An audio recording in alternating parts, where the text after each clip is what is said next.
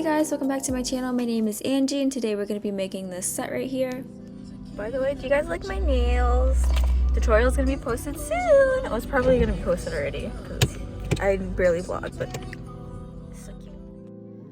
I'm going to be using these XXL tapered square tips and then cutting them down with the silver nail tip cutter. And as always, everything that I use will be linked in the description box below. Right now I'm just sizing up the tips against my nail bed just to make sure it fits correctly, and if it's too wide I'm going to go in with my nail file. This is an 80 by 80 grit and I'm just going to go ahead and file the edges. As you can see, the thumb fits pretty well, but the pointer finger and everything else seems to be a little bit wide, especially with these nail tips. This is why I really do recommend sending me a photo of like your hand next to a coin or just manually sizing your nail beds just to get that proper fitting. It seems like the longer the nail tip is, the wider the nail bed is. I don't know why. For instance, in a medium length set, I'm typically a medium, so that's like 1, 6, or 5 depending on how wide the nail bed is, and then a 4 or a 5, and then my pinky is usually really tiny, so it's like a 10. And if I'm doing like a long set, XL, double XL set, I tend to have like maybe a 2 or 3 in the thumb, and then my pointer and my ring finger tend to be like 7, which is oddly very tiny compared to like my usual size for medium and small, or medium and short, sorry. So if you guys ever need some help with sizing, just go ahead and send me a message either through Etsy or Instagram and I'll be gladly to help. But again, I really do recommend using that coin method. Since the nail tips I have are double XL and I'm trying to make an XL set, I'm going to go ahead and cut them down. And I want to make sure both left and right hands are the same length. So I'm just going to go ahead and lay one nail tip over the other, cut it down, and then file it to the same length. I am so sorry, you guys. I have not been posting and I'm so it's been like a month. It's due to the holidays and I had some nail orders to catch up to, and I actually started school last week, so I've been very busy lately. But I'm really hoping I'm able to post one video a week as promised on the weekends. I honestly only have Sunday off away from like work and school, so I'm really trying my best, you guys. And since I'm doing a lot more stuff and my life isn't as boring, I'm hopefully going to be posting some vlogs on my second channel, Angie. The link will be available in the description. But I'm shooting towards maybe one video a week just like this channel, since I'm going to do something like week in my life and just do like week 1, week 2, week 3 of winter quarter. Now that I'm finished pre-shaping, I'm going to go in with the Melody Susie e-file and just buff the surface down so that our gel sticks onto the nail and doesn't chip off. And if you don't have an e-file, you can go ahead and just use a buffing block. It's the same thing.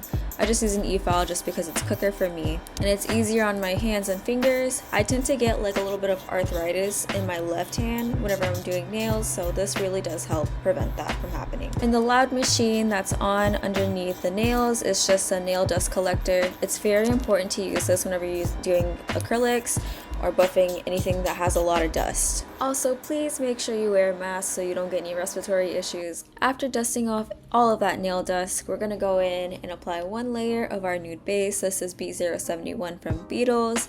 As you guys know, this is my favorite. I don't think I have found any other nude that I love as much as this. So if you guys are wondering which nude should I get or what's a good nude for French tips, go ahead and click that link in the description box because I got you, girl.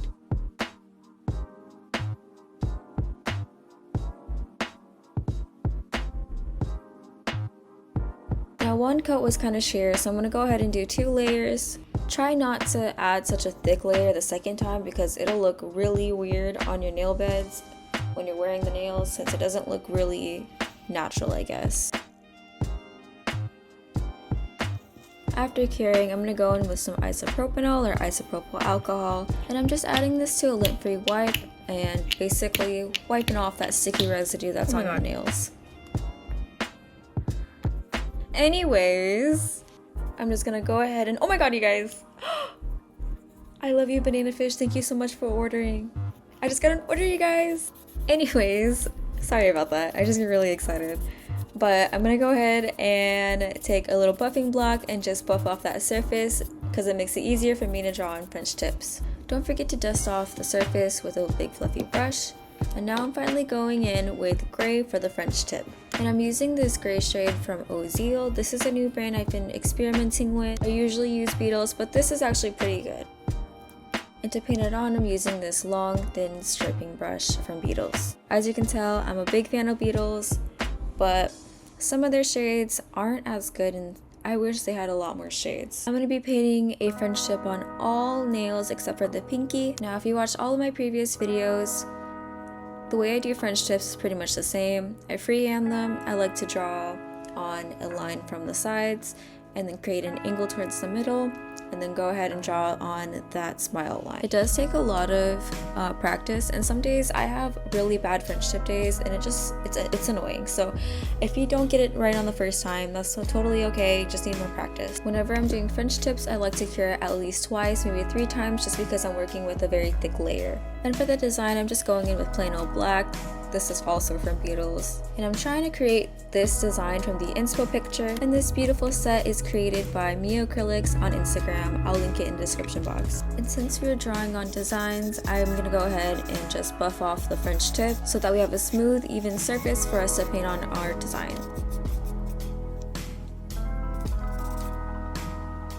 So I'm first gonna start making this design on the middle finger here.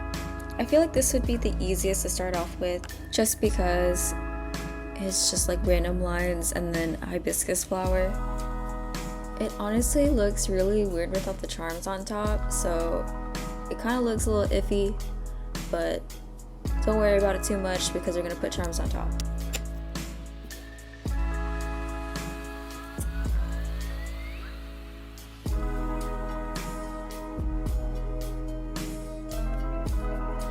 And while that nail is curing, I'm going to go ahead and start on the tiger stripes. I know my sets have been very repetitive lately with like the zebra stripes, tiger stripes, and black and gray, but I feel like these colors and these designs are just really great for winter. But I promise you guys, I will be working on some spring sets soon, so yes, I will be working with color later. I'm so sorry guys, this is going to be a pretty long video, so if you want to go ahead and go grab some snacks, go ahead and do that because this part is just making tiger stripes. Do you guys like longer videos like these, or do you prefer shorter videos around like 15 minutes at most? This one is just long because of the design and the prep that I showed in the beginning. But if you guys want shorter videos, I can go ahead and do that. Since this part is really boring, I really want to ask you guys, how you guys doing? How was your day? You guys going back to school or anything like that? I know New Year's just passed, so if you guys have any like New Year resolutions, go ahead and leave them in the comments. For me, I really want to work towards getting growing my YouTube channel. I also really want to find some more time to work out because ever since I moved, I haven't had any time to work out, especially with work and school. But I think my main goal is try to finish all my prereqs for pharmacy school and then hopefully apply by the end of this year. So yeah, if you guys have anything you want to talk about, your New Year resolution or school or whatever, go ahead and leave a comment. You guys know I love replying to all of my commenters and I always like them comments. Also, don't forget to like if you're enjoying this video and subscribe if you haven't already. But anyways, back to the set. I'm just going ahead and drawing on the butterfly.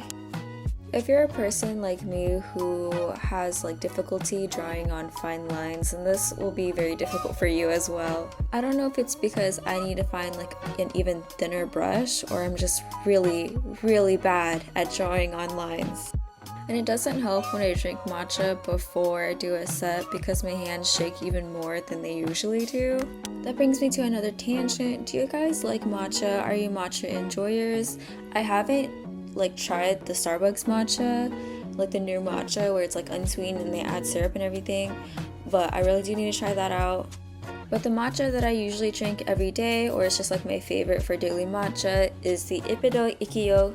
But unfortunately I ran out and I can't order it on Amazon and I don't really want to order it on the site just yet. But my mom did gift me a big bag of Naoki matcha. And I first tried the organic spring blend, but I didn't really like it as much just because it's chalky.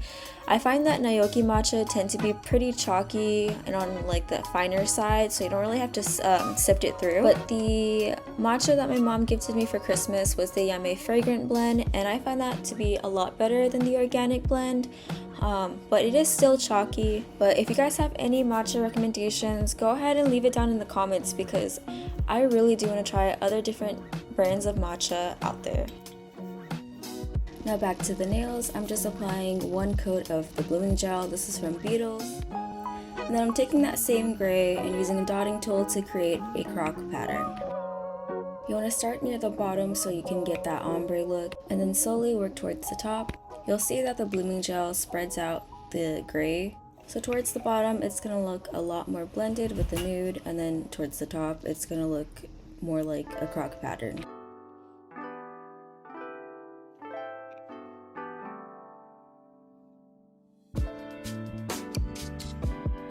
Now back to the first nail, I'm just creating that framework for the hibiscus flower. For each petal, you're going to be making 3 dots in a triangular shape. Then you're going to go in with your thin striping brush and connect them together. Once the flower shape is made, you're going to take your same brush and drag the petal towards the center, making little lines.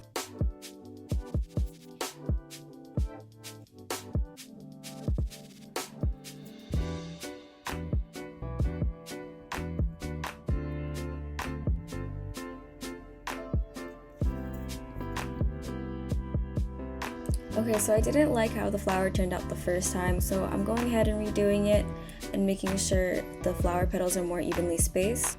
And this time I'm using an even finer brush just to create the lines towards the center. And then I also use my dotting tool just to create some dots to accent the lines. And now I'm taking that same fine striping brush and creating the carpel of the flower.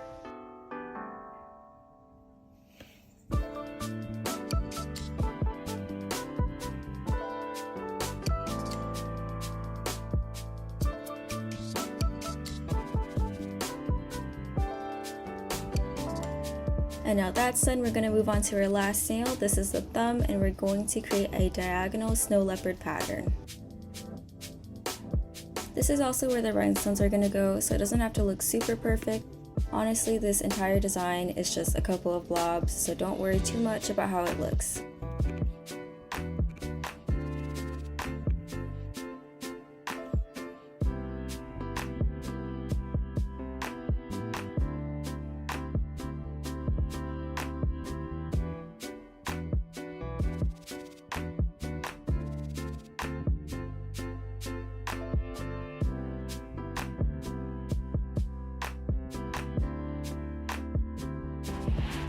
And finally for the pinky, I'm going to make the same hibiscus design and add a little couple of accented lines and dots.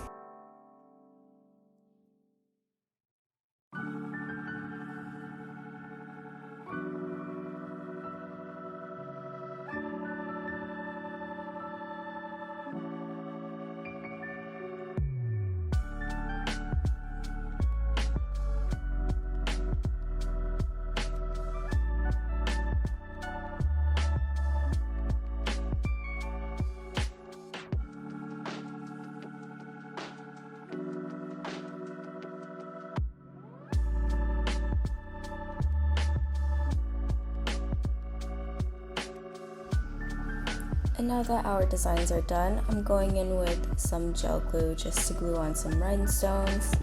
If you guys have any recommendations for rhinestone glue, let me know because this glue has been giving me a very hard time when gluing on bigger rhinestones. They like fall off and I don't know what it is.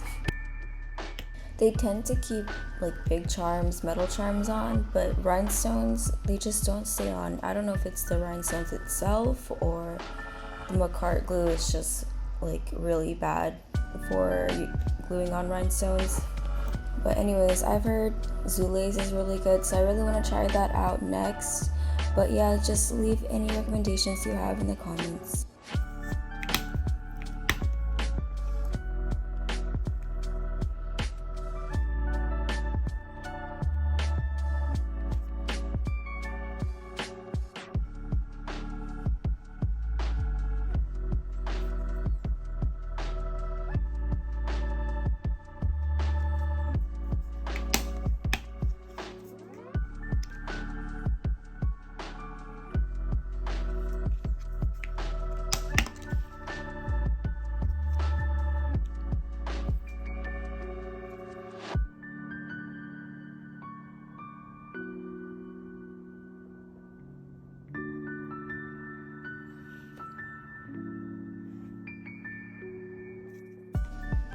When you're starting out with nails, I feel like it's a great idea to start off with a set of clear rhinestones. There's a lot of sets that use rhinestones, and even if you don't want to do those extra sets, you can just accent your sets with a little rhinestone near the cuticle. But for all of my designs, I like to use various sizes of rhinestones. That's why I really recommend having this set of rhinestones versus just buying one size. And honestly, you could just make a set with a round shaped rhinestones. You don't really have to buy these complicated, bigger size stones.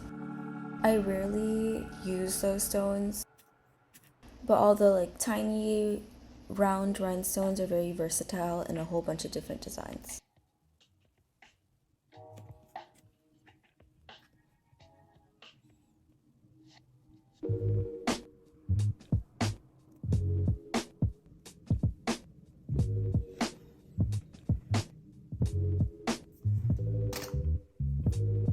Now for the middle finger, I actually bought a whole bunch of different crosses that I wanted to experiment with.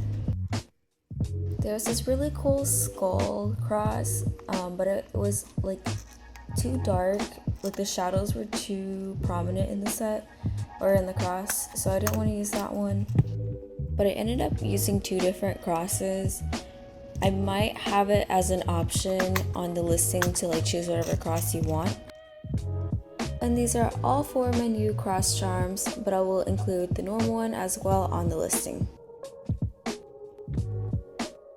Now I know I said that for my next necklace charm, I'm going to go ahead and use rhinestones and the silver pearls, but I do have these little chains that are meant to be used for nails, so I'm going to go ahead and use that for the necklace chain. And they're pretty easy to cut, so I'm going to go ahead and cut two small little chains and then connect them at the pendant.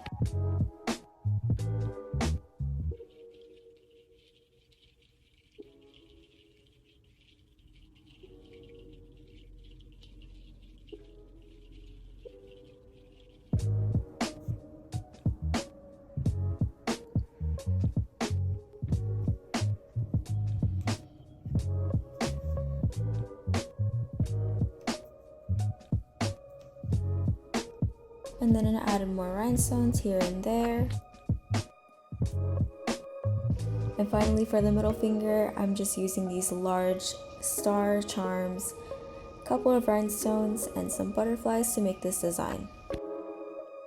And I'm so sorry for being off camera, you guys.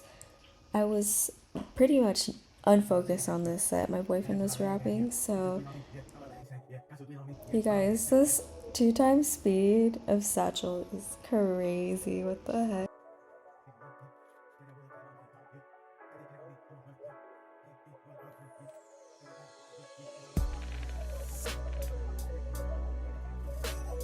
Now that all of our designs and charms are on, we're gonna go in with a layer of top coat. And guys, when I say everything, I mean everything. You want to make sure you seal that baby in, otherwise it will fall off. And as always, make sure when you're curing your top coat layer to cure it twice.